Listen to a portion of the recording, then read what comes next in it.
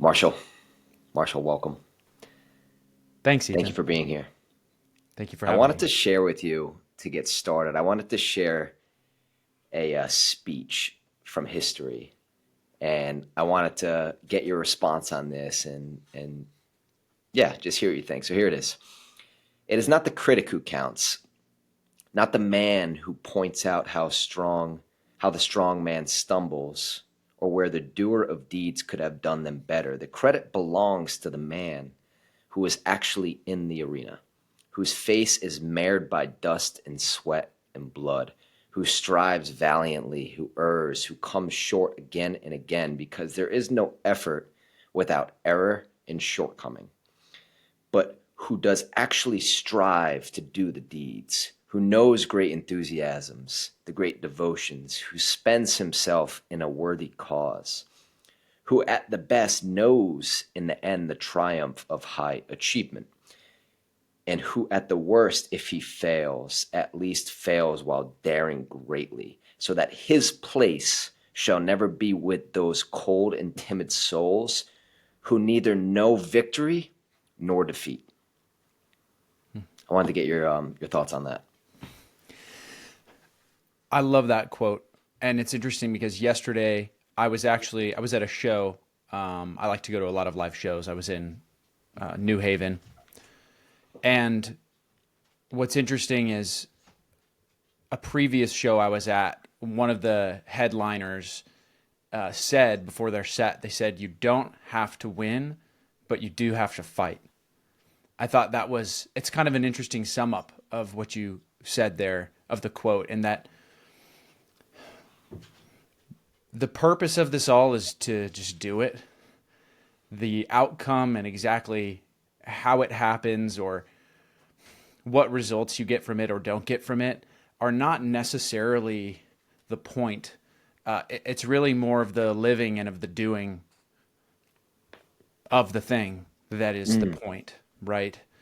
And I've recently been reflecting on happiness and kind of the purpose of life. And I think for a long time, just because of the way I grew up, I thought that the purpose of life is to be happy and to learn and grow, yes, but to be happy. And I don't think the purpose of life is to be happy. Because if the purpose of life were to be happy, the second we're happy or fully happy, whatever that is, we might as well just transcend. But there's more than that, right? You can be happy and then there's something else out there. And I think there's been times when I thought that the purpose was to be happy and then I was happy and then I wasn't happy because I was thinking about how yeah. it was about being happy. And then I was like, well, what else is missing, right? So thinking too inwardly, thinking too much about yourself can cause that. And thinking too much about yourself causes you to criticize other people who are out there doing and being and acting as well. Being in the Because arena. yeah, being in the arena. Speaking of the arena, I'll try not to make this too shaky, but this is one of my favorite pieces of art right here, Mm, right there. You got a guy in the arena. I mean, it's like kind of gladiator times, yeah. but obviously he was victorious. It looks like, um, and yeah, that's what I think. Mm. That picture reminds me of that scene from the first Gladiator. I forget exactly what he said, but he had just defeated Russell Crowe just had defeated someone, and then he looks out to the crowd and says, um, uh, "Man, what is the quote? It's like, Are you not entertained? are you not entertained?" Yeah, yeah. That fires Pretty you up. badass. Yeah. And and based off what you said, we think of the meaning of life is to be happy, but well, maybe will you clear? It doesn't seem that you think this now, but I guess where could you derive happiness from? Because it seemed like you said you found happiness, but then when you were there, you were like, "Oh wait, I got to get back in the arena," or maybe this actually feels a little bit empty. And I had a similar experience when I was younger, and I went to Southeast Asia, and I spent 5 months just doing what every kid in the world think they would want to do, which was not working, waking up to the beach every day, hanging out with women, drinking alcohol whenever I wanted to. That was all fine and dandy for the first 2 months. My soul felt so empty after 2 months because I felt like I had no purpose of being here. And I felt extremely empty, like I needed something to accomplish. I was even thinking of getting a bartending job in Southeast Asia while I was backpacking because I needed something to do to feel like I had a sense of purpose. And I believe we derive our happiness from having a sense of purpose as well. And not so much as just like what we think happiness is, which is to have no responsibilities, to maybe be around people we love. But even being around people we love, if we have no sense of purpose, that's not true happiness. So I guess my question after that would be, where do you derive happiness from? I think that life is kind of this dance of having periods where you think you know what you want and you think you know things, and then followed by a period of you don't know what you want, you realize you don't know anything, and then the human tendency is like to get back to, oh, I know things and I know this, and I am attached to this thing or this place or this person, and then again it gets challenged by reality. You know, something falls apart, a relationship ends, your business changes, you change, something unexpected happens. All of these things happen, right? So you get into a place of like security, and we feel like once we have security, once we have this, then I'll be happy. And it's called the achiever's dilemma. There's a lot of different names for it, but it's the idea of once I have this, then I'll be happy. And then it's actually just a carrot on a stick. You're just always running towards something you never really get because you don't allow yourself to have it. But at the same time, you do have moments where I call them, I guess I call them just alignment moments, feelings when even if not everything's going right, not everything's going the way that you wanted to or you expected it to go, but you just know that you're in the place at the right time with the right person doing the right thing. You can just feel it. Do you know what I'm talking about? It's that feeling of like, I am in the right place. Like, and you can be content with that. And you don't have to be perfectly happy or getting everything that you want, but you do have to believe that you're in the right place. That's the key. And those moments come. They aren't always there. They don't happen all the time. If they did, then what would the point be, right? It's kind of seeking and following the path, correcting your trajectory as you go, taking the inputs and learning from it. And I would say that for me, the moment that I realized, or one of the moments I realized happiness is not what it was about, is when I kind of went through my mental inventory and I said, well, all of the things that I have and all of the things that I've done are all the things that I've always wanted to have and all the things that I wanted to have done. I've kind of checked the boxes, but it's like not enough, you know, not saying that, oh, I need more, but there was something, it felt like something was missing, but really all it was is I just had the wrong idea. The idea, I mean, I have an amazing relationship, some awesome investments I've worked on, good people to work with. I'm healthy. I have amazing talents and hobbies that make me really happy. But now what? You know what I mean? And I think the now what is different for everybody. And that's where it can get a little messy because there's always somebody out there trying to convince you that you should do what they want you to do and watch what they want you to watch and be what they want you to be. Yeah. And I think right now, I would say I'm probably in one of those stages where I'm kind of re-aiming, you know, re-pointing my sights as to where and how I'm putting my efforts in on multiple levels. But I feel very good about a lot of them. And happiness is, I do feel happy, but there's more to it. Yeah, and you had brought up alignment movements, and with this, arrow you're pulling back now and sharpening your sights, is it a sense of unalignment that you're seeking for alignment in one area? Because it seems like you have alignment in many areas, but I like to look at life's almost through pillars, and I like to keep each pillar in alignment or in the green, if you will. So as you're kind of aiming your sights, do you feel a sense of unalignment now? No, I don't feel a sense of unalignment. I I think that a lot of my life in the past had, especially when I was growing up, was characterized by me having to feel like I have all the answers.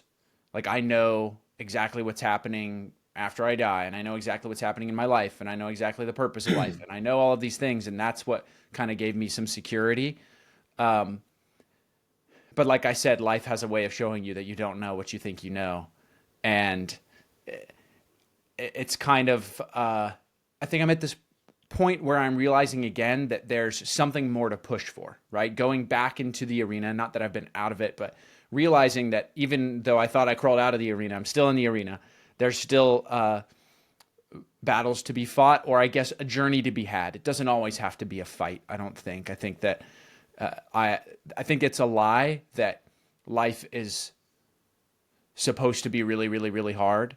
I think it naturally is hard, but it's supposed to be a growth journey, you know? And Yeah. growth doesn't happen without some discomfort, without some pain.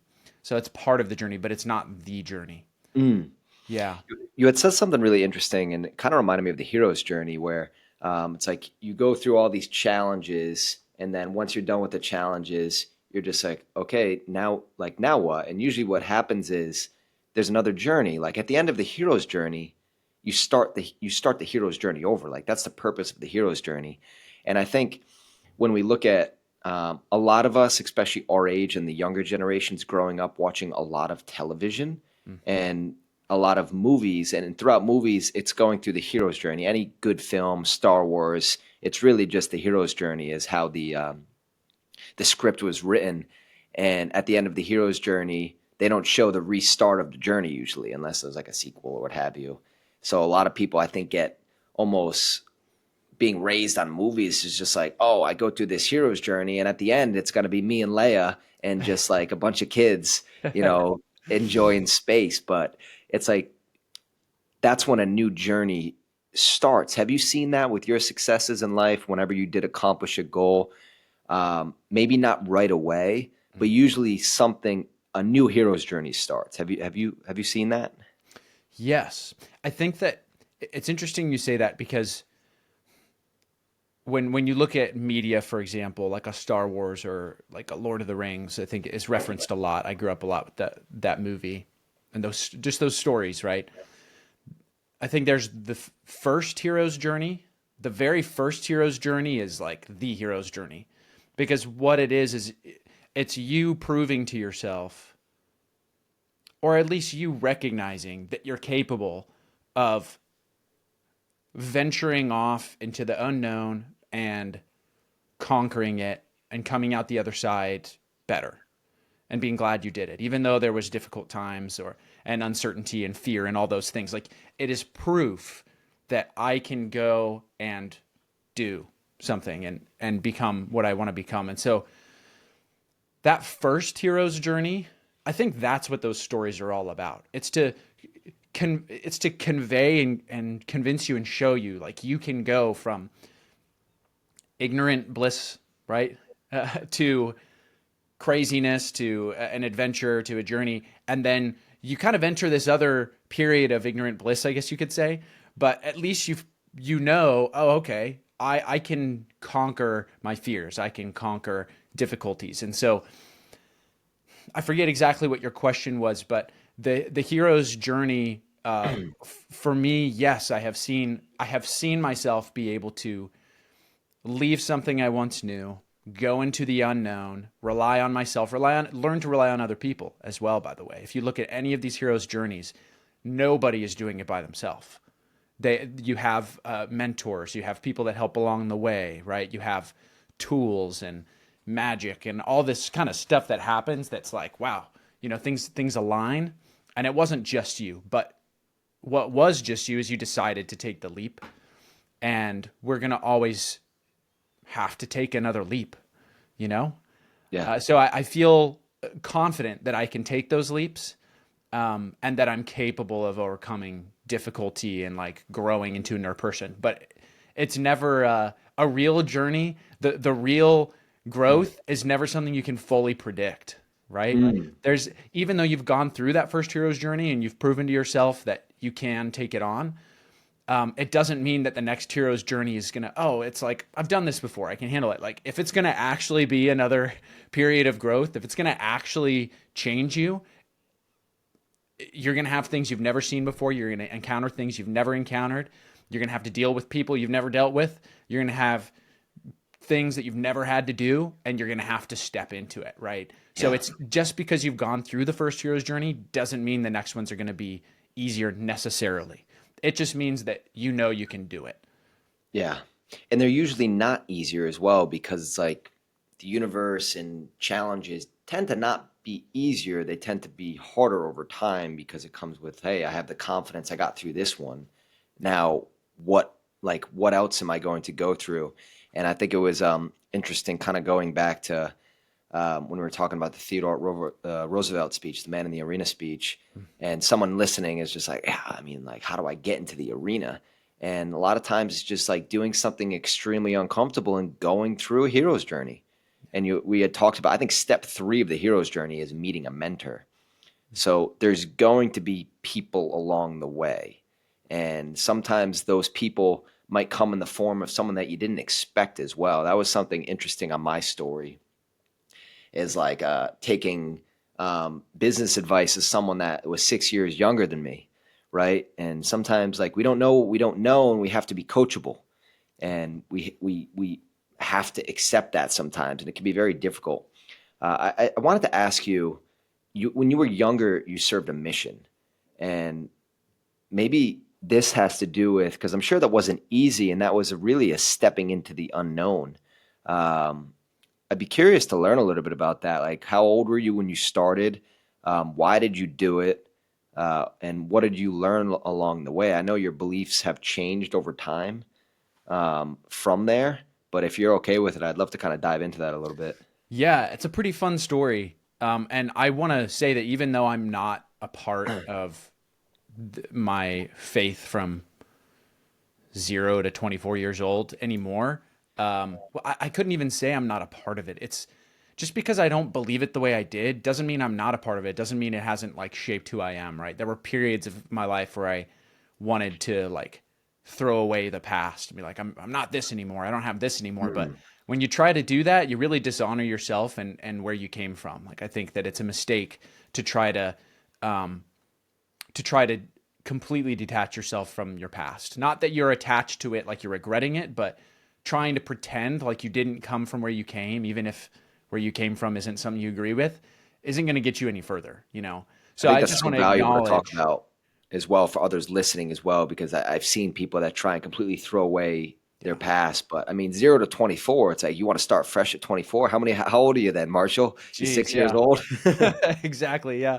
I'm 30. So yeah, I mean, 6 years old when it comes to that in terms of worldview. But um, yeah, I was born into and grew up in the Mormon faith. So the Church of Jesus Christ of the Latter-day Saints. Both my parents were converts when they were young. My mom was a teenager. My dad was like early teens, maybe like somewhere between like 9 to 11, I think. Can you break And down convert just for myself and others listening? And I yeah, might do so this with a couple words. they Uh, weren't a part of this church or this faith, and then they chose to become a part of it. Makes sense. Yeah, when my mom was a teenager, 16 through like 18, and my dad was somewhere between like 9 to 11 ish. I could be wrong on that, pretty close. And so I was born into it, right? And learned a lot of really important things. There were lots of principles that I think kept me extremely grounded and protected in some ways from mistakes that I could have easily made. And when I was 18, um, I decided to serve a mission. So I went in, submitted a bunch of papers to church headquarters. And a lot of the time, what's interesting, a lot of like Mormon missionaries, they get sent to different countries. And there's this kind of mystique about it being like, if you get sent to this country or that country, like God is sending you to these places. Like you literally believe that God is sending you to these places. And I remember getting mine and reading it, and it said Portland, Oregon. I'd never been to Oregon, and you never hear anybody talk about Oregon. At least I didn't at that point. So I was like, where's Oregon? Like, I was like, oh, it's in the United States, right? So it was kind of funny. I had friends that went to Brazil, New Zealand, Mexico. Like, there's a certain, I guess, kind of romanticism around like leaving the United States. But I'm very glad. Totally. I would have been like, man, Oregon, my buddy's going to Brazil, go to Rio. You're sending me to Oregon with the Ducks? Exactly. Dude, it's so funny to think of it that way now, because once I finished, I was like so grateful that I ended up going stateside, because I'll get to that in a minute. But so I spent 6 weeks in the training center in Mexico City, learning Spanish. And I'll never Cool. forget it, because I had learned it a little bit in high school. And I took this verbal test over the phone, and I was like, oh, this wasn't easy. And then they put me in like the intermediate Spanish class, and I was the absolute worst at Spanish in that class. There were several natives in that class. There were other people. I was in there like the absolute worst at Spanish. And so immediately my ego took a big hit. And just kind of my sense of self, because I was leaving, I realized I was sitting on the back of a moped after cleaning the kitchen after a giant meal for like 400 missionaries, and I was looking up at the mountains during the sunset, and it was beautiful. But I realized, like, I'm not going to see my family or anybody that I know for 2 years, and it just kind of hit me pretty hard then, because it's a sacrifice. It's definitely a hero's journey, albeit like I chose to take it and nobody forced me to, right? Yeah. But the mission was very transformative for me. I learned that I could work hard. I was not a very good student in high school and like middle school. Not that that really matters that much, but I just didn't. The only thing I really applied myself to was lifting weights and playing guitar, which I still do to this day, right? But outside of that, I was just Oh, kind yeah, of brother. whatever. And so I learned that I could work a lot harder than I thought I could. I learned how to schedule my day. I learned how to be more organized. I learned how to communicate with people. Within about 6 months, I was 90% conversationally fluent, at least around like religious topics and theological topics. Um, and That's a very fast learning curve. yeah, I think well, I know one of the biggest reasons why it came relatively quickly was, number one, I applied myself. I studied it every day. I was reading books in Spanish that were way beyond the level I was at just to pick it up. But then I was having to talk to people every day. Like, I Yeah. was riding around on a bike, knocking on people's doors, and having to talk to them in Spanish. So it's like you figure it out or you go home. And And I wasn't about to go home. that was on your initial trip to Mexico City, right? No, this was after. So I should clarify. I was there in Mexico City for 6 weeks, and then they shipped me off to Oregon. So in And Oregon, there's that big of a Spanish speaking culture. huge, huge. I remember my first area. It's called Tualatin, Oregon, and I remember riding my bike into this one area for an appointment, and I looked around me. I was in like a cul-de-sac, and everybody was Mexicano or Guatemalan. There was a guy making taquitos and like barbacoa in his driveway, and there was Mexican flags everywhere. There were kids playing soccer in the street, and I was like, if you took me a year before this, plopped me down, and asked me where I was, I didn't know any better, I would probably say Mexico. So there's it's West Coast, right? So there's a massive Spanish-speaking population West Coast, pretty much anywhere, especially in certain pockets. So that's where I was, and I was there for 2 years, and I did end up doing some like English areas, they call them. But I learned a lot, and I specifically, like I said, I learned that I could work hard, and I learned how to apply myself. And I picked up some anxieties, or I guess worries, that I didn't have before, like, oh man, like was I effective today? That kind of question. I think it still haunts me to this day. Uh, Where do you think Going to that bed came every from? night. Well, going to bed every night and believing that no matter what I did, it would never be good enough. Like, no matter what I did, I would never, it just wouldn't ever get to where it needed to go. God needs to make up the difference, which is it can go either way. It depends on how one's brain works. For me, I think it was more of a negative impact than a positive one. But for some people, you could definitely see how, hey, no matter what, even if I fall short, God will take care of the rest. I think that's what I've transformed that belief into. But it's taken me a long time to get there. Hmm. Very And interesting. the mission was fascinating. I mean, I have some crazy stories. I experienced so many different kinds of people, situations, had some beautiful experiences. Oregon is incredible. I love the Pacific Northwest. I've visited Yeah, me multiple too. times since. It's amazing there. I took my wife there for her first birthday of us being together. Before we were married, we went to Oregon, and so Oregon's beautiful. I love that part of the world. And there's still music, like religious music to this day, that if I hear it, I almost get emotional because I can see myself. I can like see myself walking certain streets or smelling certain smells or being in certain areas, right? Because it was such a impactful time in my life, and I still remember those moments. So it was extremely, extremely influential. And I took a lot of the organization, the focus that I got from the mission, and I applied it to college. Directly after my mission, I got back, and I went to college, got my 4 year degree. By the final semester of college, I was on my way out of my faith, as in like I was leaving the church, right, that I had been a part of for so long. So it wasn't college that did it. So many people would say like, "Oh, college, the liberals came in and changed you." That's not what it was. No, there was a lot of factors in there, but again, I'm grateful for that time. But I've compared it to this, right, because I've moved forward, and it's kind of like climbing a flight of stairs. If you if life is a flight of stairs, and I passed the 24th floor, and there's so many floors to go. Just because I've passed that 24th floor, and I said, you know what, I'm going to move on from these 24 flights that have gotten me here, right? I'm going to go up to floor 25, and I'm going to go up to floor 26, and I'm going to keep going.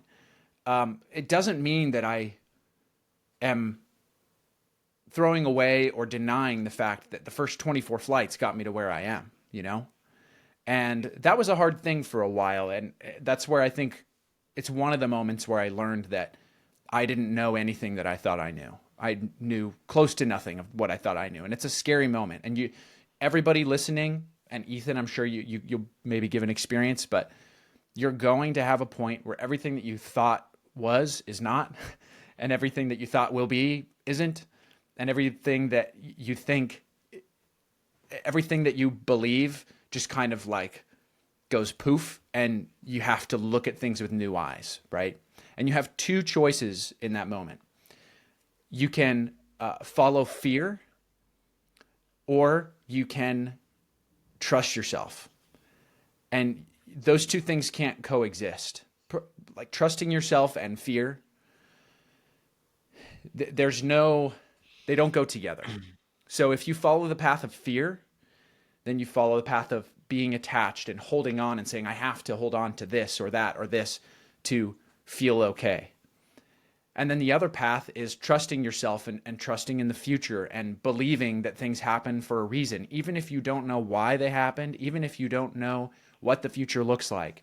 It's taking that step into the unknown, right? And it's doing it knowing full well that it's going to be a crazy journey, right? And I think that, I'm proud of the moments that I've stepped into trusting myself, but there's many moments where I've also fallen for the other side, which is fear, being scared that whatever it is going to completely end me, or thinking that because something's not true, then it's over and I have no purpose to live and things like that. It can get really, really dark really quick. And when I went through my transition out of my previous belief system, there was a period of about 2.5 weeks where I had this extreme cognitive dissonance. Cognitive dissonance is this idea that, well, it's the feeling that you have one belief and path and another belief in path, and they're pulling on each other. They're pulling on you, and it's extremely uncomfortable. And it's those two things. It's the trust in yourself and in the future, and it's the fear and holding on to things. And that's that dissonance. So I had that for about 3 weeks, and it was just really, really, really difficult. And, a lot of negative and dark things went through my mind. And I remember at one point I said, even if everything I've believed up to this point in my life isn't true the way I thought it was, I'm going to be okay. And I'm going to choose to move forward, believing that I'm going to figure it out. And I'm a good person, and that I can fulfill my purpose. I can figure it out. Just kind of some hope in there. And I remember thinking that, and then just feeling that dissonance that was over me for 2-3 weeks, just kind of like flushing away. I felt, I could take a breath. I just felt like, thank goodness, like thank God that I can have that weight off of me, and I can go into the future less burdened by holding on to things that I think I need, And it's that kind of feeling that, I'm glad I had it, because now I can take it, I can move into the future and realize, like, hey, this is just another moment where I get to choose fear or I get to choose trust. And I want to choose trust, but there's definitely those times where you choose fear, for sure. And do you think people follow fear because of attachment to the known?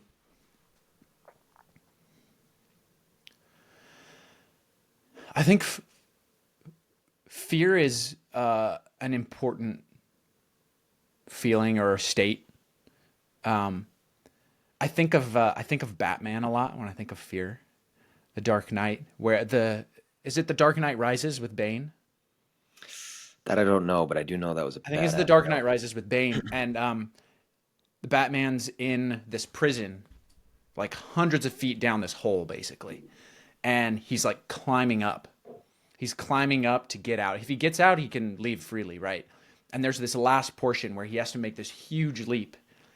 And long story short, he learns that if you don't have fear between here and here, you don't there's this like superpower that comes with fear, to make the leap and to really go for it, because you're like, if I don't, this is the alternative, right? So fear has a use. Fear is a tool, but when fear becomes your state, your default, that's when things go wrong, right? So I think that yes, fear is an attachment to things that we don't want to lose. Fear is it's a worry, right? Fear is a negative energy. But you can't have positive energy without having some negative energy. I think that's something that you have to recognize and learn, is that it's like the happiness thing. You can't be happy all the time, no matter what, every day, always feeling peak happy. Because if you did, you'd literally be in nirvana. You'd move on. You'd go into a different plane of existence, right? You'd be done. But there's always kind of some of those opposite feelings, and if you think that you're going to get away from them, like, you're playing a losing game. So the only reason I say that is because what you expect out of life is what you're going to get, for the most part. But if you expect that you're never going to have negative emotions, if you expect that you're never going to fail, if you expect that you're always going to get what you want, you're going to have a tough time, man. Because there's going to be points where you fail. There's going to be things that you don't get when you want to get them, right? And it doesn't mean to expect that and to be okay with it. It just means know that that's how life is. To really learn and grow, you're going to have those moments. And fear's a part of that journey, for sure. What do you think? Yeah, as you're speaking, I'm thinking about, like, you hear commonly use fear as a motivator, but when I think of that stance, you need to have faith as well. And so you can utilize the fear to take action, but there needs to be a sense of trust and faith as well attached to it, that, like, okay, I can work through this because I trust and I have faith that things will work out. I don't totally know how they will work out yet, but that's okay, because I don't want to feel these feelings of fear anymore. To use a very 2025 example would be, and the contrary is having fear and then not taking action and then overindulging in social media because it's at least blocking your mind for the moment. And then once you're done with that dopamine from social media and avoiding the fear, then the fear comes back. So you think of another way of how can I eliminate this fear instead of actually maybe punching the fear in the face and stepping into it.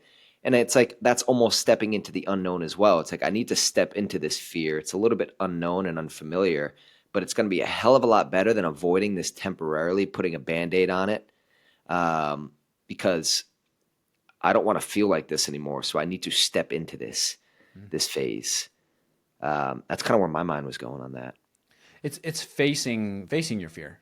And you're right, the Yeah. opposite of fear is faith. I think it's interesting because for a long time I try to avoid the word faith because it's always, for the majority of my life, is related to like specific belief system. But I don't think it really is. Like faith is believing things are going to work out and get where they need to go without knowing exactly what that's going to look like, right? That's what faith is, at least one example of it.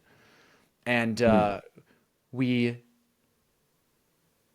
there's a certain idea, and it comes from multiple belief systems, but the idea of resistance, like always resisting and pushing back and avoiding something, that means that that's the thing that you actually need to take on. And in some of the biggest battles of our lives, when you really get down to it and you fight that battle, or you face your fear, it's just you on the other end. You think it's a monster, you think it's a never-ending cliff down to hell or whatever, but it's literally just you. And you have to look at that and say, oh, like, why am I afraid of this? What? You're afraid of things that you've created in your own mind or things you're attached to. And when you realize that the battle is truly with yourself on a day-to-day basis, it at least puts it in perspective. Doesn't make it easier, but it puts it in perspective. Yeah. And speaking of that battle with yourself, those 3 weeks where you were in that very cognitive dissonance state, I believe is how you use that in words. At the start of those 3 weeks is when you decided that, okay, I'm going to leave the Mormon church. And when I'm trying to understand like the cognitive dissonance, so was it like part of your mind was, wait, this is everything I know. Should I still believe in this? Am I making the right choice? And then this other part of your mind was, yes, this is why we're making this choice to leave. And then both those thoughts were kind of interfering with each other of like, should I go left or should I go right? And then at the end of the 3 weeks, that I'm sure that was a very challenging time. At the end of the 3 weeks, you were just like, okay, I made the decision that this is where I'm going to go. And you had a sense of relief that this side is a lot more unknown. It's a lot more unfamiliar because the past 24 years of my life were rooted in the beliefs of this side. Mm. But now I'm going fully to this side. Is that kind of how I'm understanding this? I didn't actually make it wasn't after making any kind of decision that cognitive dissonance came along. It was actually well before it. And the thing is you don't really know what it's going to look like to make a change like that sometimes. It wasn't as simple as like, oh, I'm going to leave, right? You could make the same comparison to like a relationship, right? If you're in a relationship that's not good for you, or a business that's not the right fit for you, or a friendship that's, the list goes on and on. Part of the problem is that you don't know exactly what you're going to do next. Maybe you need to end the relationship. Maybe you need to change the friendship or the business, but then you're like, oh, what do I do now? And it's that unknown where the fear comes in, right? So there was definitely fear around like the unknown. What am I going to do? But I didn't make a decision. It was when this is a very specific experience when it comes to like a belief system, right? So I want to put it across in a way that's relatable to people without it being only a religious experience. But for me, it was I've believed my whole life Um, and I have known about B for a long time. I've known a lot of things about it, but A has gotten me this. A has taken me here. A has helped me with this. So there's a lot of good things about choice A. And B has always been here. There's things I've known about it, but now I recognize that this and this and this of B kind of make A untrue, even though it was helpful to me. It doesn't mean it was true. And I realized that actually kind of a ways after that something can be really useful in society or for a person and be totally untrue. And so it's kind of a battle of truth. That's what it was for me. Is it was like, do I value truth, or do I value the safety and security of my culture and my worldview that I have right now? It looks like you're frozen, Ethan. There we go. You're back. Good. So that's what the battle was. It was more about truth than it was about leaving a church or something. It was like, do I value the truth? I mean, I think I do value the truth. So what am I? And then the dissonance was not, oh, I already decided to do this. Now what? It was more like, do I follow truth, or do I stick with what I know because it's comfortable and it's gotten me this far, you know? And that's what the battle was. It was like, I don't know what the heck I'm going to do.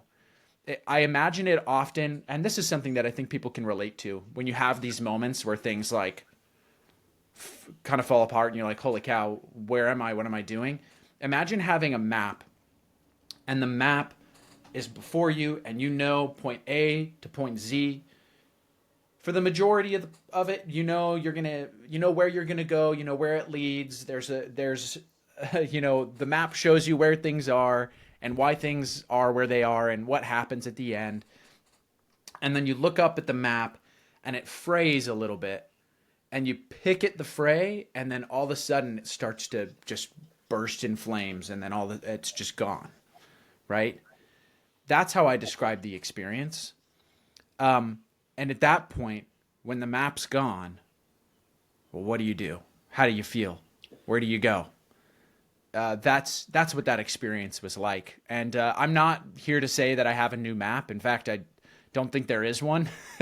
I think that I like that. I think it's much more, if life is a journey and we're sailing, it's not about the map. It's about, I don't know what it's about. It's about knowing you're on the right path, even if you don't know exactly what that looks like. And even when things get in the way, you just take the journey, right? You have Yeah, it's like a very cliche, but the journey is the destination, as sometimes people say. And Yes. I agree with that wholeheartedly. And I find so much enjoyment and peace in knowing that, like, that internal feeling of, I do know I'm on the right path, but I don't know like where that path is going to lead me to. I find a lot of enjoyment in that, because maybe I can look back at my life, and I've always kind of thought like that. I've taken a lot of risks from a very young age, and it's always brought me to cool places. You had said that it's like you had this contradicting question of, do I value everything I know, or do I value truth? And did you start to create principles for yourself that align with that truth? Is that why you're able to choose truth? Because you kind of aligned your sense of being to that truth, and like, okay, this is actually what makes sense to me, and this is how I want to live.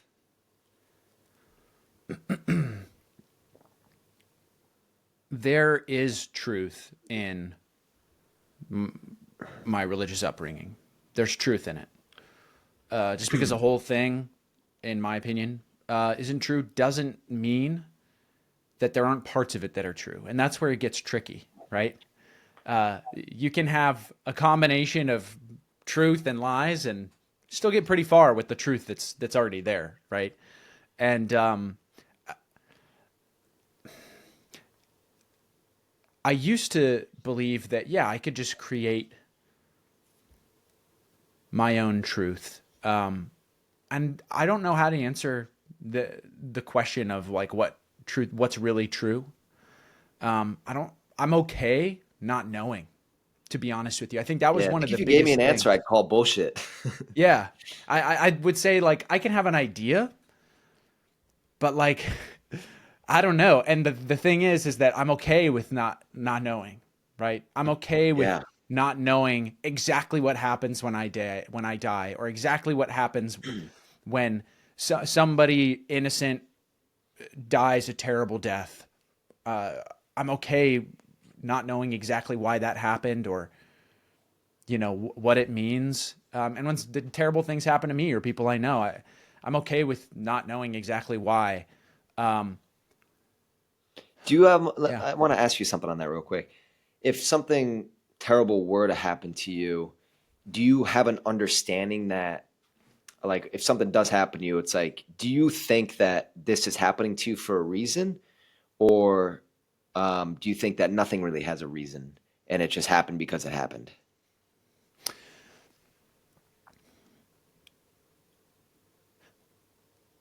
I think that humans, we have a tendency to try to ascribe meaning to everything. I think there are things that happen that don't really have a meaning, like a deeper meaning.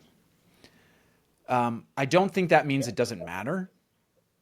I think you can use things that happen or circumstances to slingshot you in any direction you want. You can let it spiral you down into nihilism and negativity, or you can use it to shoot you upwards, right, in a positive direction. Hmm. But in the moment when stuff's tough, when you're in the trenches, it's very hard to, and for me, it's difficult for me to go in there and be like, oh, this is just happening for a reason. Let's just keep going. There's times when I can get there, and I'd be curious, how that experience has been with you. But for me, that's tough. I think it's easier in hindsight, after you've done some of the work to maybe get out of the trench, or to at least move forward, looking back and realizing, oh, this was the reason. I think that's what the faith is for. Faith is Yeah. for, wow, this really sucks, or this is really hard, or I don't know what's happening right now, but in 2 weeks or 2 years or 20 years, I will. And I'll be grateful for it. And I'm going to live my life right now as if I know somewhere in the future I'm going to look back on this moment and say, oh, okay, that's what this was for, right? That's what that faith is. And it's not, no, you don't know exactly what it looks like, but I think that's what it's about. Mm. And the reason I asked that, and I could be wrong on this, but I recall a conversation. You and I had a phone call. This probably was 4 years ago, Marshall. And I had Mm. said that to you. I think I was dealing with something, and I said, everything happens for a reason. And you said, I don't know if I believe that. Do you remember this? And do you still have that? I guess you kind of just answered it, but is there anything you wanted to add on to that? I don't remember that conversation, but I think that probably just comes from the I. How should I say? We'll take it back. We'll take it one step forward here. I think it's useful to believe that everything happens for a reason and everything has a meaning. I don't think that means that it's true, but you get to this level, and at that point, I don't think it matters if it's true or not. I think what matters is uh, you believe what you believe for your own reasons. I can't change your mind on some things. You probably can't change mine on others. Only time and experience can do that. But yeah, I think it's useful to believe that everything is happening for a reason and everything has meaning. So I would go back to myself then, and I would say, well, you might say that not everything has a reason for it, but even if it doesn't, just believe that it does anyways. It's going to work out a lot better for you. That's what I Yeah. think I would probably say. Yeah. And that's I think I remember that so vividly because you're one of the great people I have in my life that will challenge things one says, even if it might bring uncomfort to the conversation.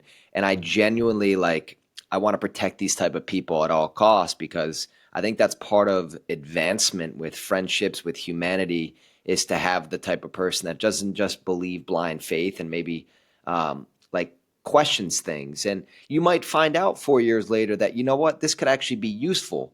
But it's those who question things I find the most interesting to be around because it like we should all be questioning things more.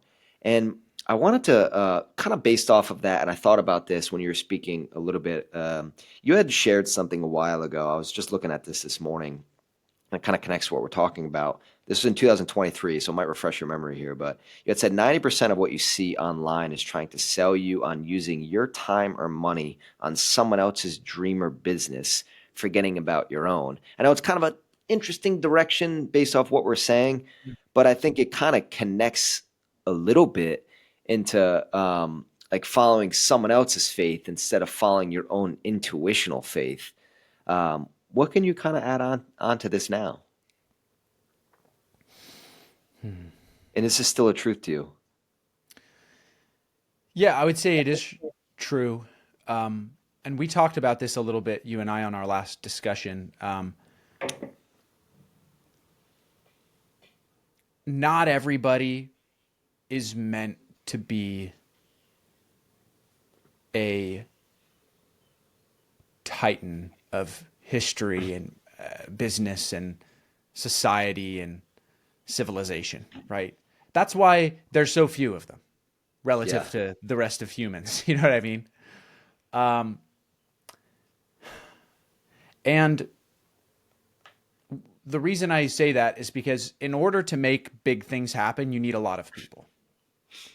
You need a lot of people who are willing to do something specific and specialize in it, do it really well, and do it as a team with other people who do different things to make something bigger happen that wouldn't have happened with just those individuals. You following me? Hmm. So if you are the type of person who knows what you want, and what you want is not to be the next Jeff Bezos or the next Elon Musk or whatever, right? I think that idea within itself has its own problems, but you get what I'm saying here. Yeah. If that's you and you don't want that, well, first of all, just know, thank goodness, because we need people like you. Uh, the Elon Musks need the employees to do certain things to make the company what's possible, to make the company possible. And so there's no shame or problem with you buying into the dream and business that somebody else has, dream, business, and vision, so long as you don't forsake your own in that process. And this means two things. It means, number one, you've got to be honest with yourself and decide what you want. And two, you got to be willing to go do what it takes to get it. And I think one of the biggest challenges I've had in my life is thinking that I should want to be the next Elon Musk. I want there to be a statue of me in I'm laughing because I can 80 relate. years when I die, right? I want this to happen. But when I really ask myself that, I think, I personally, I don't think I want that. Like, I really don't think I want that. I think, and I'm still developing this, right? Everybody, what you think you want is going to change over time, I think. So if there is a statue of me in 100 years, right on. I'm not Right opposed on, to brother. it. But as of right now, that's not my goal. That my goal is not to have that kind of persona and like have 80 million followers and all this. Like, I think what my goal is to connect with people who are like me, who were like me, who need to know that there's a place for you in the world for who you are and for what you want. And you don't have to do it for somebody else. You don't have to do it because somebody else told you to do it or because they want you here or there. Yeah. It's your responsibility to be yourself. I know it sounds really cheesy, but when I look back on it, I think of like middle school, high school, college, previous business I've been in, previous groups, teams. I would go back to myself and be like, dude, just be yourself. Stop trying to be somebody else. Stop trying to do this for somebody else. Stop trying to be somebody you're not. Really be honest with yourself. What do you want? Like, who are you? And that can bring some fear, because when you do know who you are, but you're scared of it, and you're like, I'm scared of what other people will think. I'm scared of what I'll think. I'm scared I'll fail.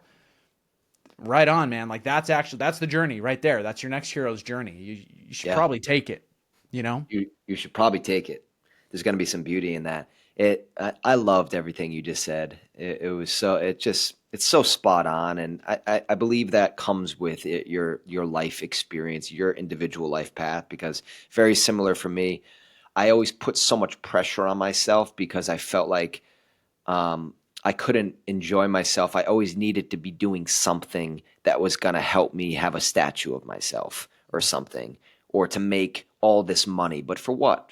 And this morning I had a really, and this tends to happen to me in life a lot now, but I was in a cafe this morning and I'm reading a book right now from 1800s Florida. Zambo gave it to me, and it's a storybook. It's not a personal development book. It's literally a story. And I'm sitting there, and I read for an hour and a half. And when I got up, I was like, I'm so grateful that I was able to just sit here in peace and read this book and not have any type of judgment come up because I'm sitting here not reading the latest Ed Milet book, right? I'm sitting here reading a story about history and thoroughly enjoying it. Mm. And I believe this connects to what you were saying, because I don't think Elon Musk would be able to do that right now. I don't think he'd be able to sit in a cafe in Buenos Aires and read a book and be at peace doing it. He probably maybe reads books all the time in his house, but we don't understand what it actually is to be famous, to be an Elon Musk, unless you've experienced it. And I made a joke with someone recently because they had told me they wanted to be famous, a younger guy that I was mentoring, and started asking him why. And it was a very surface level. He's a young stud. He'll have his journey. Well, he's on his journey. And I was like, go to Colombia and walk down the streets in a busy area, or go to a Latin country, walk down the streets in a busy area, and tell me if you enjoy it. And what usually happens is, man, so many people are just coming up to me asking me for things, and I just can't stand it. It's just crazy. I'm like, you sure you want to be famous? Because imagine that times 20. And it's funny thinking of along these lines, because I would get upset sometimes. You get annoyed with these things, and I try to have more of a stance of mind, because we're so easy to put a judgment on Justin Bieber, who's getting surrounded by all these paparazzis. Oh my God, he lost his cool, right? But people are freaking out, losing their cool because someone asked them for $1 to catch a subway. I can't stand these people. And it's very similar, but on like a smaller scale. And once we have these type of experiences, I think for the listeners, you can start to do what Marshall's talking about, which is identifying what it is that you actually want. And almost, I like to do this by looking with the end, like thinking with the end in mind. I believe we might have talked about this, Marshall, on your podcast, but thinking with the end in mind, if I were to there's a few different ways to do it. One way is to think about your tombstone, your epitaph on your tombstone. Like, what would you want that to say? Is a very kind of esoteric. I don't know if that's the right way to say it. Esoteric way to look at it. Or you can just think about okay, what type of conversations would I like to have on my deathbed? And an interesting study came out, and I believe it was 90% of deathbed literature and deathbed conversations, deathbed meaning they're about to die and this is their last conversations with their family or last notes that they're taking. All of it, 90% of it, excuse me, not all of it, 90% of it had to do with relationships and experiences. How beautiful was that? There's a quick story that Stephen R. Covey talked about, and a very wealthy man died, and Stephen R. Covey is at the funeral, and a man comes up to him and was like, how much you think he left behind? Stephen R. Covey, stoic, he goes, Well, I'd reckon all of it. Right? Yeah, Stephen Covey. Was I love that is Stephen that Covey. from How to Win Friends? And wait, no, Seven Habits. Seven Habits of Close. Highly I get Effective those. People. Yeah, I get those books mixed up as well. Um, but for anybody listening, Seven Habits of Highly Effective People. If I were to be locked in a cell for 5 years and I only had to choose one book, I'd probably take that book. That book really gives you a good framework on how to set up your life and to identify everything that we're talking about, what we want. And I became so in love with Stephen R. Covey over the last decade that I've watched almost everything that he has online. One of my favorite interviews with him is an hour and a half long interview with Tony Robbins, where him and Tony are just sitting and Tony just asks him about his life. And he has him go through the seven habits. It's free, it's on YouTube. It's one of the most beautiful experience conversations. It's funny how I found this in Tesla. In Teslas, they have their own like Spotify. I forget what it's their own station. It's like Tesla Radio, Hmm. and Tesla Radio you can punch in like, okay, I want Mac Miller radio. You can and then you can put in Tony Robbins radio. You can put in Law of Attraction radio. So I put on Tony Robbins radio, and this would always come up. So I would listen. I've probably listened to this in my Tesla maybe 120 times, Wow. just this one recording because it's that good. Um, You know what's interesting? Stephen Covey's Mormon. yeah, He always had. I mean, I think he passed now, right? I think he is he alive I don't still? know. I think he's I'll still feel really alive. bad if he's still alive, but no matter. I feel really He's bad if he's passed and I didn't know. yeah, yeah, same, same. He's Mormon.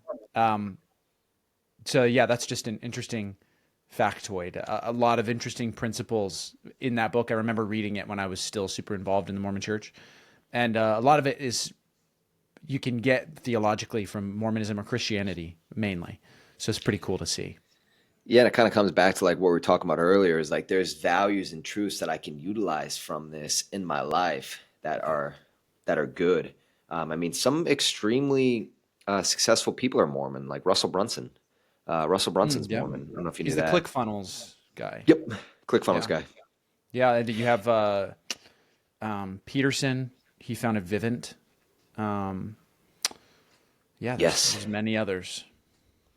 I was on a call last end of last year with a guy, and that whole group of because Brunson and a few other people were these guys from Utah, and a lot of them became extremely successful. And I had the pleasure of speaking with one of them because I was working for Dan Fleischman at the time, and he Right, was right. trying to get Dan Fleischman to come in on a investment opportunity where they were looking for funding. And essentially, Dan Fleischman was really good at getting attention. So they're looking for his way to get social media attention. They were creating a new cryptocurrency. So all those big Utah billionaires or multi millionaires are creating a cryptocurrency. So that's all I'll say. I don't want to get a subpoena thrown at me over here. Hopefully it won't be a pump and dump, right? Yeah, yeah. I think that's why Dan didn't go in on it. Is because he gets it all the time. I bet. Yeah. Yeah, crypto's an interesting space. Interesting space. Before I move forward, I'm sorry, Marshall. Were you going to say something? No, no, go ahead. Before I move forward, I wanted to. This is one thing I'd wrote down. Um, it's fascinating to me how you were able to learn Spanish so quick. And I thought I was learning quick over here because I'm like 3 months in, and I'm pretty conversational now. But Sure. for instance, last night I went to a restaurant and I spoke in Spanish, and she responded back to me in English, and it kind of hurt my feelings. I'm like, damn, it's She's kind of like, I'm funny, gonna I'm but gonna talk English with this gringo. yeah, this guy's in Argentina. It's like it's not like Mexico or Colombia. Like I look Argentinian. Hmm. They're a lot more whiter down here, and they look kind of European. But you had said before you were terrible. Not you were a lot worse in Spanish, and they put you in this intermediate class, and you said your ego took a hit, and I wonder if that is was, call it a secret if you will, but was that part of how you were able to learn so quickly? Is that you had the fuck, I'm in this class, all these people are a lot better than me. I need to catch up. So that's why I'm going to study every night. I'm going to read literature that's above my skill level. Or is that just how you take on things? That's just how I take on things. I've actually found that the the how would I put this?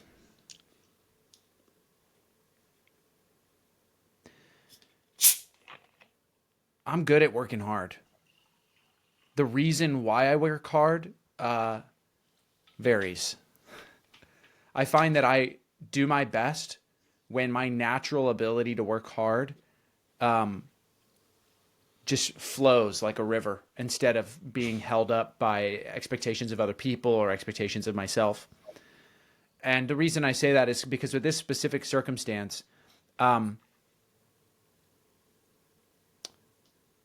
you never know because things didn't happen differently, right? But I think there is a universe where I quit and I left uh, and never served my mission starting in Mexico because it was really hard. Like it was very, very difficult for me on a lot of levels. And the learning Spanish was a pretty big part of it because when you not lose, but when the ability to communicate is lost or at least hindered, it kind of impacts everything else, right? Language is really, really important. I think there's people who downplay this all the time.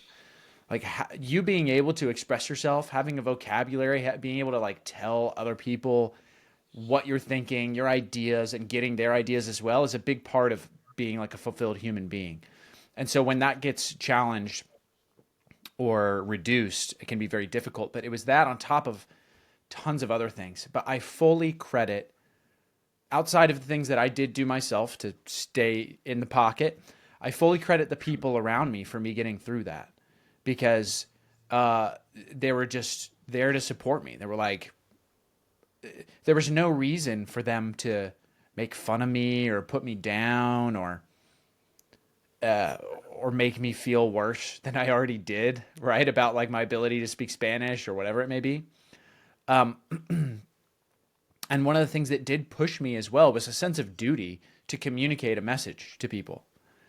And I knew that I couldn't communicate the message. This is a very important message. This is eternal salvation message, right? I couldn't communicate that to people if I didn't learn the language. So I had a sense of duty to get better at it, and I did. And I remember when I first got to my first like official area in the U.S., the person who was training me was actually really surprised at how good my Spanish was, and I had worked really hard to get it to that. It wasn't awesome, but it was I could communicate, right? And that was the biggest thing. By the way, I have tips for people learning another language. Um, I have a few tips that can really, really help you learn. So maybe I could go over those, but Yeah. it Yeah, was I'm sure not just me, but other people will find it very useful. sure, sure. So Yeah, bring it actually, done. why don't I do that? Why don't I do that real quick? It's pretty simple. Well, is it simple? Yes, sort of. Um, Three things. One, if you're going to learn another language, and this is the one everybody says, it's like, oh, okay, obvious. It's immersion, but it's forcing yourself and the people around you, by the way, to talk to you in the language that you are learning. Your waitress, your other people are going to be tempted to bring in English because they think it's going to be easier. And maybe it would be. But let's just assume for a second you don't speak English. You speak Spanish.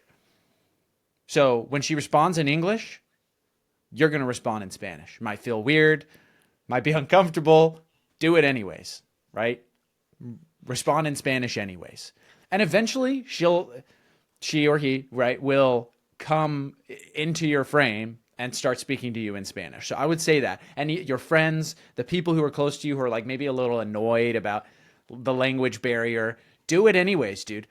Force it to happen. Speak only that language. And it's going to be uncomfortable. You're going to have times where you want to switch, but just don't do it. Just speak Spanish. So that's number one. Number two is actually a cognitive exercise. Um, I'll give you, let's call this a book, right? So when you look at this, Ethan, ¿De qué piensas? What do you think of? What is the word? What is this called? Libro. Libro. But it's also a book, right? Yeah.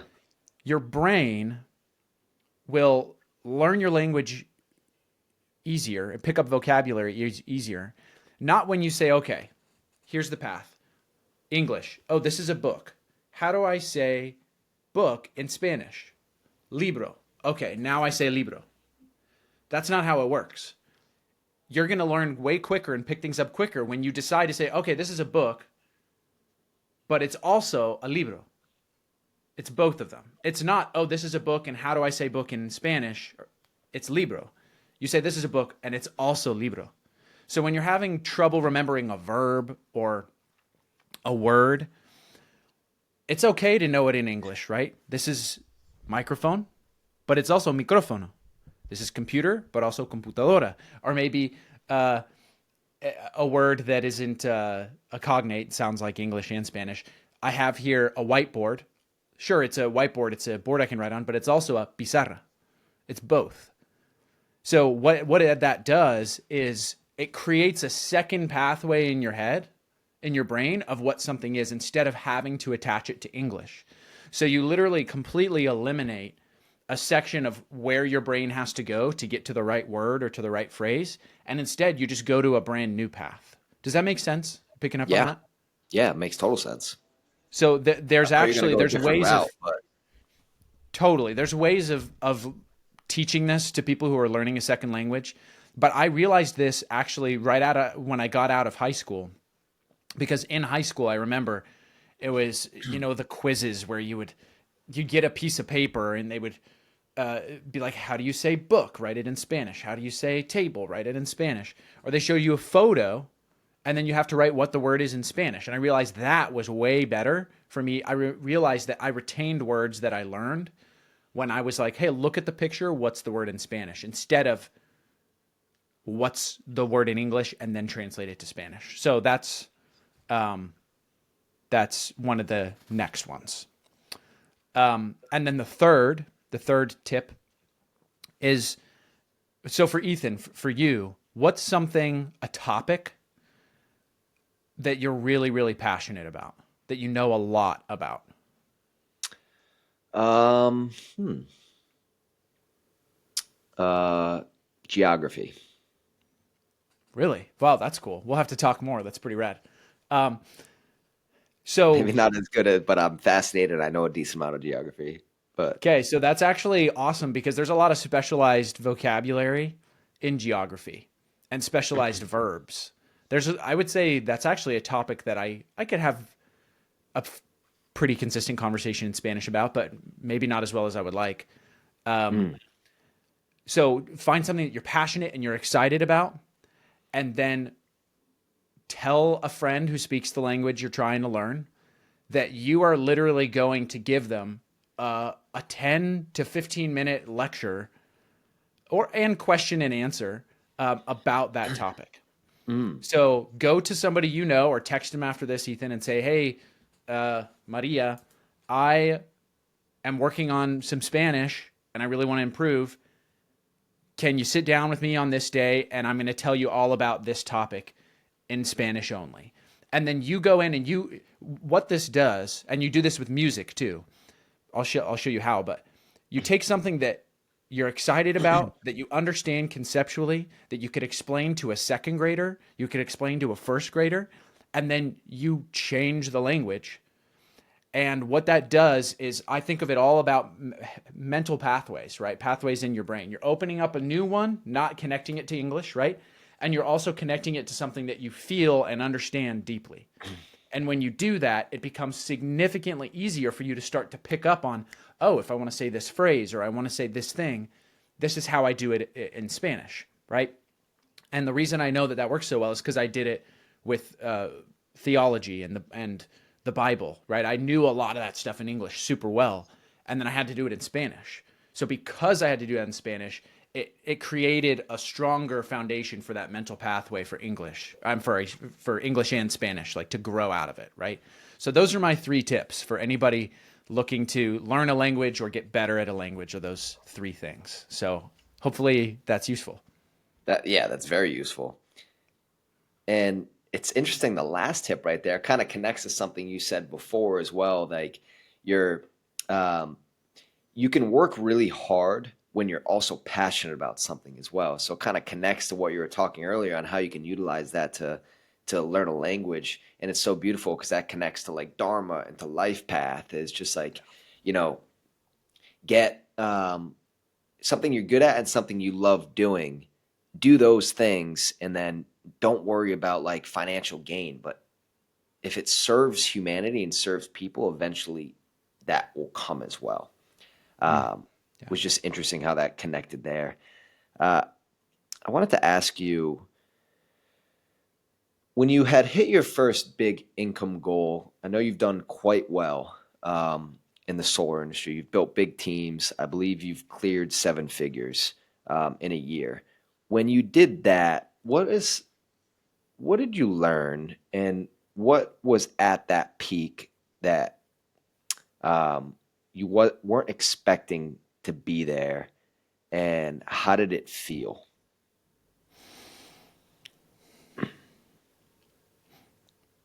There are a lot of things I learned, but one of the biggest things I learned is that it's possible to make a lot of money and be incompetent. It's possible to get financial success and actually like not be that smart, not be that good or awesome or perfect at something, right? Um, and that came more from me reflecting on other people, which is a bit of, I'll admit, it's a weakness I have. I do a lot of self comparison to other people. I think a lot of us do, us who want to achieve big things. But I realized, I was like, wait a minute, you don't have to know all of this stuff and do all of these things perfectly to like make a lot of money and be successful. You don't need any of that. You need the right tools and sometimes the right timing and the right skills to a certain level. And then a lot of it happens over time when you're consistent. It's a lot more about consistency than it is about being perfect at something and all of a sudden it works out, you know? I was surprised at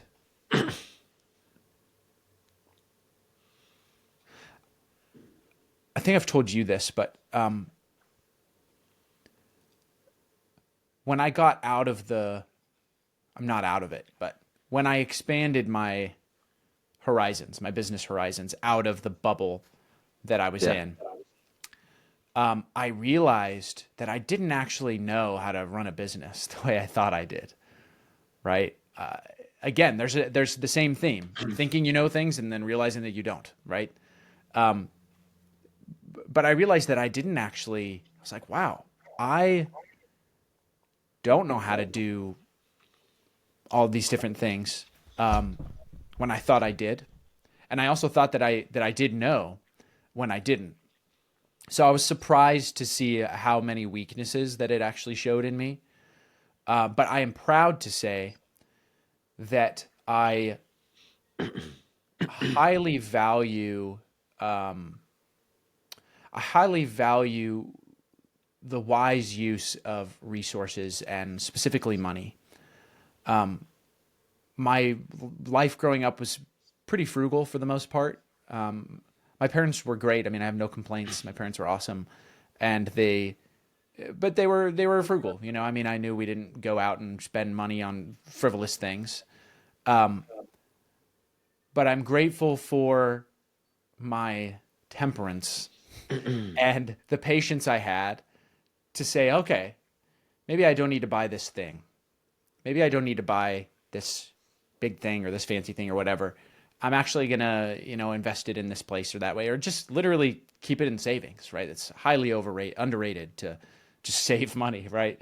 Um, and so that's something that I am proud of, that I used and use still the money that I do make in wise ways. And I'm learning how to use it better to make my business better, to make my life better, to take risks with money. Because another thing that I realized is that you hear this a lot, but money is a mirror. It reflects what's already there. And you can't get this is why lottery winners, on average, what are they, bankrupt within like 4 years or something like that? Most lottery winners. I believe that's, yeah. Right. Yeah, because I mean, no offense, but the type of people that are consistently spending money on like lottery tickets are generally not using their money in very smart ways, right? So once you get all the money, you just, like a kid in a toy shop or a candy shop, buy all the candy, eat it till you get sick, pass out, and realize it's all gone, right? So don't get me wrong, there's certainly things I have spent my money on that I was like, wasn't the best, but you have to learn those things. And I also realized that money's a tool.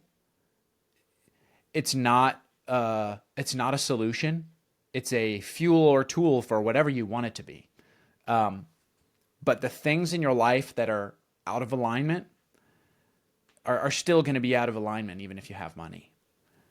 And that's where the mistake is thinking, okay, if somebody has money, man, they got it made, right? Like, this person has this. I see their cars on their social media. I see their money on their social media, their clothes, their et cetera, et cetera, et cetera. A lot of the time, the people that really show that off don't actually, a lot of them are on paper broke, right? A lot of them are on paper very broke. And I knew that I didn't want that to be me. I think in some ways that's limited me.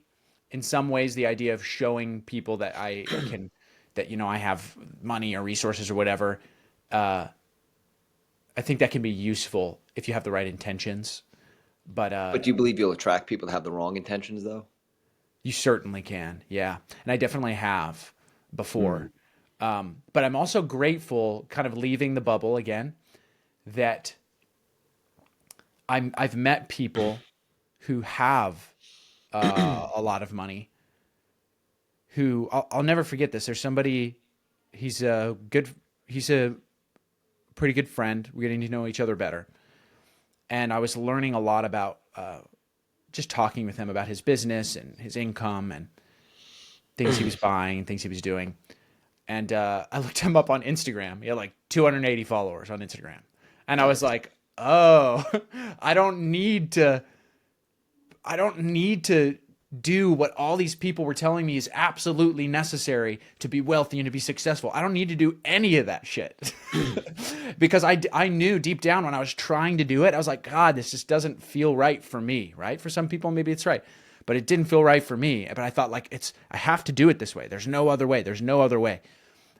When somebody tells you there's no other way, you're getting sold, man. Like, if there was only one way for something, uh, then you wouldn't have the massive human diversity and the diversity of experience that we have as human beings. And it's actually one of the traps to you giving up your actual dreams, you giving up your actual authentic self and what you want out of life, because you think that there's only one way to do it and it doesn't align with what you think you want. So you're like, well, what I want isn't good enough. I'm not good enough. I can't get where I want to go. So I got to follow this path. I got to do that because that's the only way, right? It's another one of those pitfalls. So that's a lesson I think you have to learn over and over and over again. Those are some of the things kind of off the top of my head Mm. that I learned. Yeah. Mm. Wow. Yeah, I mean, you see, it's an amplification as well when you get money, whatever anxieties or uh, challenges or even things you had just amplify. Mm. And I thought it was really cool. You were speaking. I have a weird memory where I remember like conversations from the past, and you were speaking about you thinking you wanted a Porsche. It's like when you were younger, you wanted a Porsche, and then you had the money to buy a Porsche, but and excuse me if I'm wrong here, but you also had this perfectly working Toyota Camry, and you're like, you know what, my car works great. And did you had said that it's also it gave you kind of like a sense of like a good feeling that you could afford this nice things and you have all this, but like you're still gonna take your meetings from your little Toyota Camry because, and excuse me if it's not a Toyota Camry, but because Yeah, this yeah. is what helped you get here as well. Mm. Yeah, it's an interesting conversation. You're right about that. It's a 2016 Mazda 3 that my stepmom actually got for me in college. Thank you, Alex. And very grateful for that car. It's got a lot of miles on it. It's gone across the country multiple times. But I mean, thinking back on that, I still want a Porsche. I still do.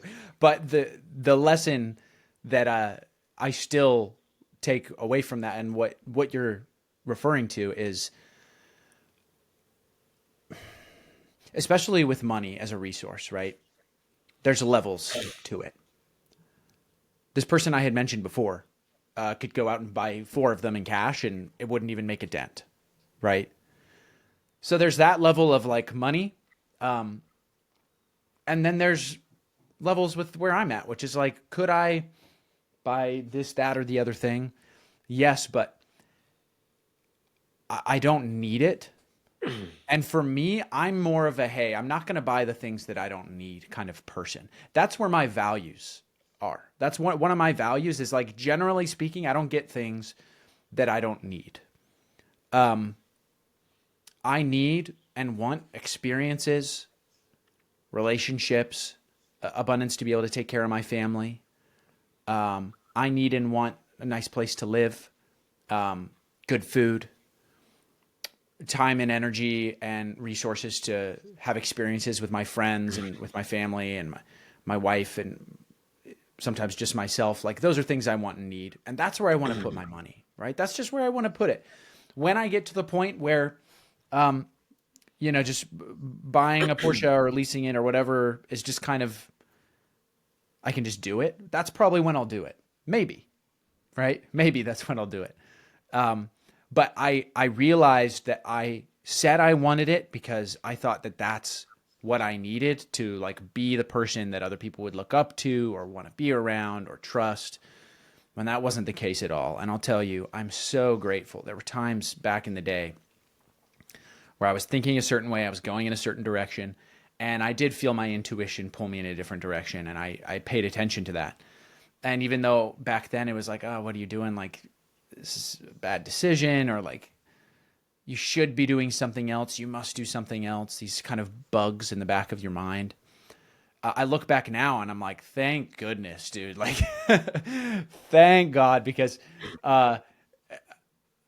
karma, going back to karma, I would like to know what you think about this. Karma is real. I think that what goes around comes around.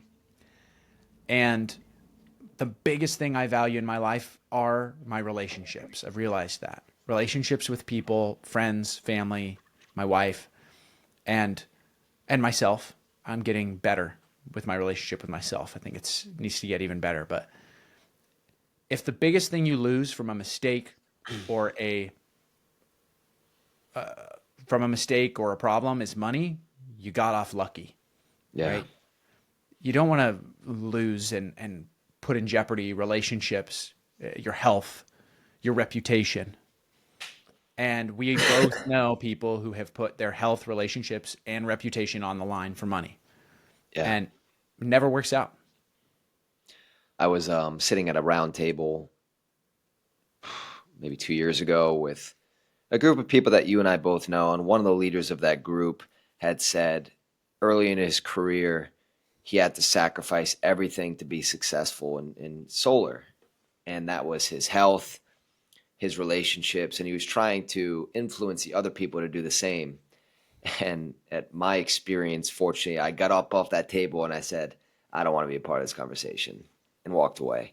And what's scary about that conversation is there's a lot of people who will take advice from that person and do that as well, because they see all the fancy things, the Porsche, use an example, and they believe that that's what's going to bring them happiness. But really, like, what I find is not necessarily getting to the top like this right away, but keeping all pillars as well along with you and raising everything as well: health, relationships, uh, your family. All of that goes up together on the incline as well versus getting something up really high and sacrificing, because it really doesn't need to be a sacrifice.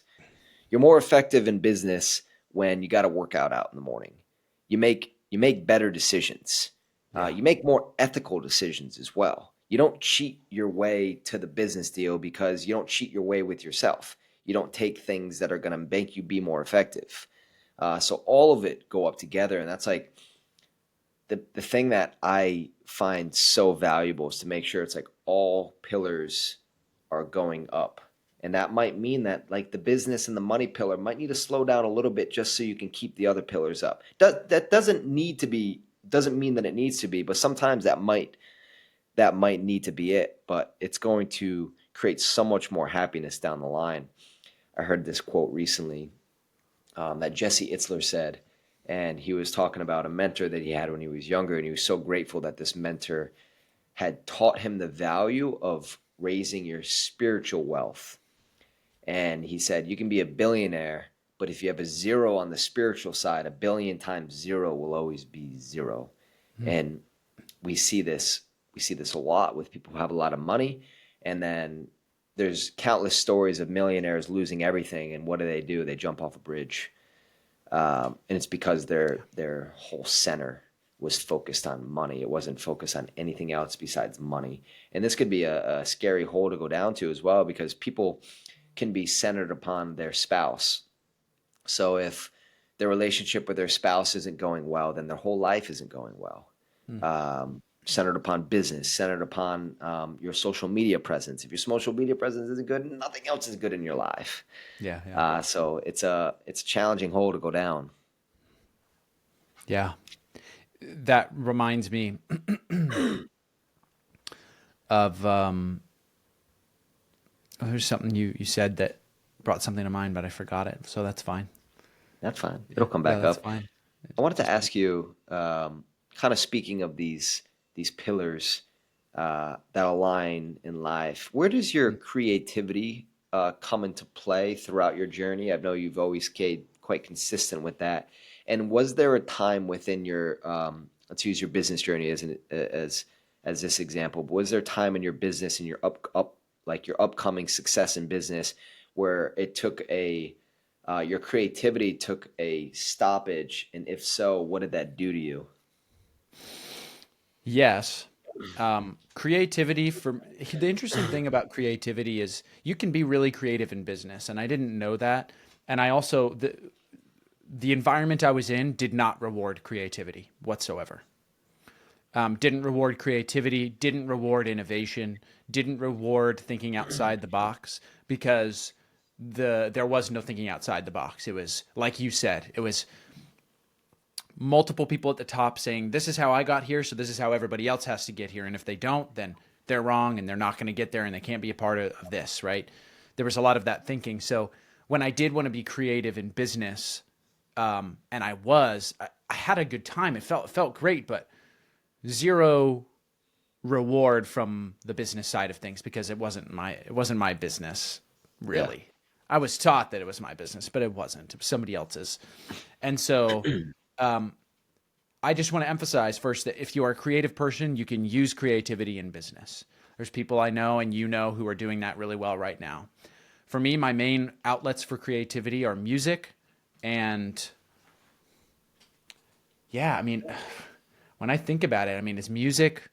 I love music. I play the guitar and I sing, even though it's something that I'm a little insecure about. I'm getting better at sharing it because I'm actually pretty dang good at it. But so I'm going to do more of that. But I realize that whenever I don't give myself space to be creative, then I'm worse at everything else. I think I was put on this earth to use my creative mind. And if I don't use it, it's like a part of me dies. It's like a part of my soul just goes Wow. down the drain and I just get worse at everything else. Same thing with my physical health. So I have to honor that creativity. And times when I haven't, there have been times when I have done a lot of, well, I should say, I've made money, but my creativity suffered. And that goes back to say you can make money and still suck at business because somebody else is running the business and they give you money for running their business. That's how you make money. Wink, wink. Yeah. Uh, so you can be creative in business. It can help you win. And I'm going to be doing more related to music, by the way. So just a few things that I'm working on. I have some songs I've been writing from multiple different genres that I'm kind of recording and going through bit by bit and sharing. And I do run I've done 2 rounds of at first it was 10 weeks and now it's down to 8 weeks of a program where we go through weekly modules that help you get to know yourself better and know what you want better and hone it in and take action on it and really reflect on where you're at and what you need to do to get more aligned with who you are and feel more confident and take the risks, right? And for me, creativity is a huge part of that. I need to allow creativity into my life or I just don't do as well as I could. I think we all have things like that. Would you call yourself creative, Ethan? Yeah, and I didn't. It's only, I guess, maybe the past 5 years I've really discovered that because when I was younger, I was always an athlete. So my brother was very into guitar, and we just kind of accepted it as a family. Oh, John's the creative. Ethan's like the athlete and has the gift of the gab. Is kind of how the family said it. Like I was just really good at talking, but I've learned how to utilize that with my creativity as well, and maybe we can talk about this offline, but I've actually been writing poems and Mm. I want to turn some of these poems. This has been like the past 4 or 5 years. I want to turn some of these poems into songs. And one thing that I do with DreamState, the mastermind, is when we do in-person retreats, we do like a creativity block. And in the creativity block, we do improv exercises, which I really Mm. love, and then we'll do acting scenes, acting classes, and then we'll also either sing a song a cappella, or when I really challenge people, I get them to write their own song and sing it in front of the group. So I think this is something that you could really find some love and value and comfortability with, like your goals, doing it for a smaller group.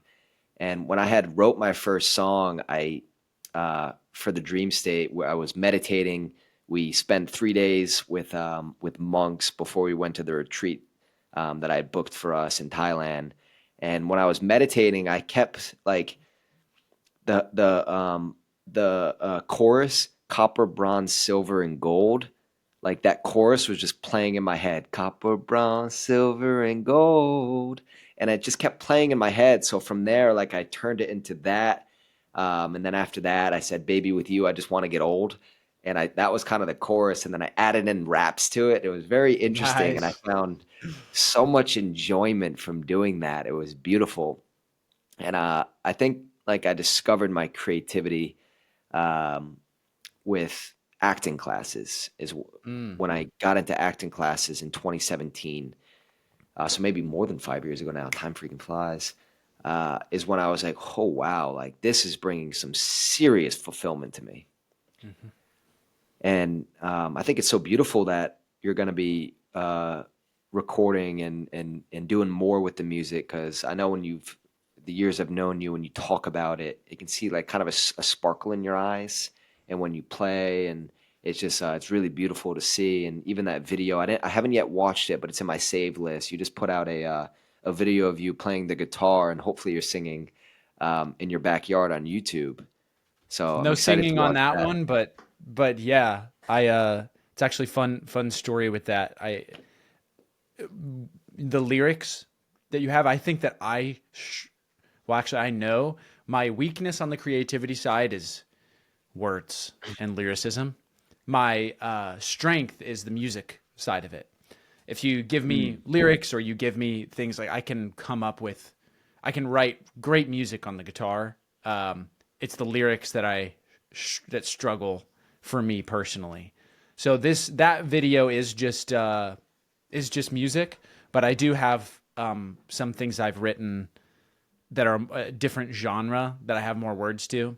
Um, I think that's great. And when you mention improv, by the way, such a an amazing exercise to do, like improv and acting, and I would love to do some more of that. So that's really, it makes sense that that's a part of what you do with people, because it opens up like a section of your mind and your soul, I would say, that I feel for a lot of people doesn't get open very often. So I think that's a great Yeah. addition.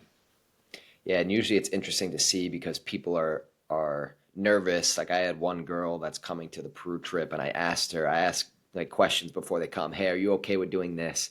And she said, no, I'll watch with the acting classes. I didn't tell her this yet, but I say, I guarantee when she goes there, she'll do it.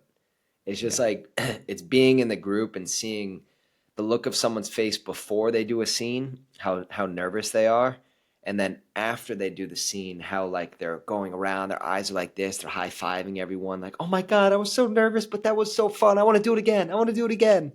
Yeah, yeah. And the improv is very it's just it's such a great way to build a relationship. I have one of my favorite ways to do an improv scene is it's solving a problem. So let's say there's five of us sitting in a circle. I'll say, okay, Marshall, leave the room and you're going to think of a problem that we all need to solve. So when you come back in the room, you're going to come in and however you want to direct the problem, it could be something that you're excited about. Like, hey guys, someone just knocked the door and they want me to hold this big bag of gold. I don't know why, but they said if I hold it for a day and when I come back, we'll get to keep a block of gold, and then we'll have to figure out like, okay, what is our next step? And we can't end the scene until we have a direct plan of what we're going to do next, and everyone has to be involved with it. So that's Interesting. like a fun one because everyone gets to bring their own scene to the group. So it's like it creates a lot of fun. It gets the mind going. You get a little bit nervous because like you get those fears, right? Fear of judgment, fear of failure. What if my scene isn't as good as Marshall's? And then you realize there's no good scene. They're all stupid. It's just like it's just having fun with it. Yeah, yeah. Also, Such I a wanted good to, exercise. yeah, it's a blast. While we're wrapping things up, I wanted to be, I'm curious about the 8 week thing that you do. I mean, how, even just the encapsulation of going through these 8 weeks, you're going to be able to help you discover more. And I think you're really, discover more about thyself. I think you're such a, like, a great example to take someone through that. And I've been a part of a lot of your coaching calls in the past, and I tend to always leave them with something to think about and something to implement, which is really what you want. Something to think about, something to implement. And I know that you're going to bring that. So, what can you kind of share with the people on those 8 weeks? And if they're interested, how can they get involved? Yeah, it would be reaching out to me directly. The next time I'm going to do it is TBD. But most likely, it's going to be starting in July. So it's going to be this summer. I'm going to do another one starting, let's say July. Heck, I'll commit to it. July. And July if it you're is. interested in it, then reaching out to me directly. It's done virtually primarily. I would love to have something kind of in person. At the moment, the logistics of that are something that I'm not able to commit to. But perhaps we could do something where I get maybe I get the people that I worked with to come to your retreat, or maybe we could combine some of those things. But in July, if you're interested in 8 weeks specifically of processes, mindsets, activities, and really just exercises that are going to help you get to know yourself better, your strengths, and go out and apply that and take action on it. That's what it's all about. And I have multiple people who could kind of vouch for how it went the last few times we've done it. I'll be putting little bits and pieces of things like that on social media for you to see.